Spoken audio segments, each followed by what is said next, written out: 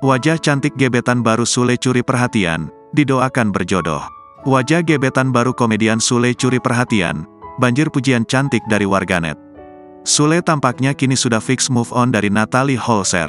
Baru-baru ini, komedian kondang itu pamer gebetan baru usai cerai dari Natalie Holzer.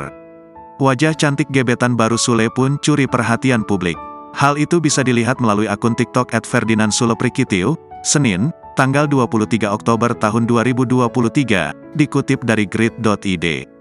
Dalam unggahannya, Sule pamerkan video bersama seorang wanita cantik. Wanita cantik itu diduga gebetan baru Sule. Bagaimana tidak, Sule dan sang wanita cantik itu tampak begitu dekat. Pada video tersebut, Sule dan wanita yang diduga gebetan barunya itu tengah melakukan live bersama. Namun yang jadi sorotan yakni wajah cantik gebetan baru ayah Rizky Febian itu.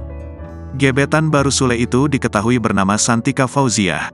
Pasalnya, gebetan baru Sule tampak cantik kebangetan dengan wajah khas Arab. Santika Fauziah juga mempunyai hidung mancung yang menambah kecantikannya. Sontak unggahan tersebut langsung dibanjiri komentar dari para netizen.